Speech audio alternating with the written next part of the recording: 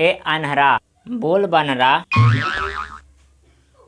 अरे सुना है लालू यादव बाबा बन गए।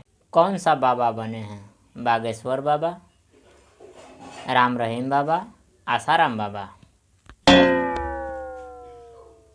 अरे नहीं रे, उनके घर में तेजस्वी यादव पापा बने हैं और लालू यादव बाबा बन गए। तेजस्वी यादव सीएम नहीं बनेंगे? सीएम भी बनेंगे। हम कह रहे हैं उनके घर में एक लक्ष्मी आई है। उनके घर में लक्ष्मी पहले से कम थी कि अब आई है?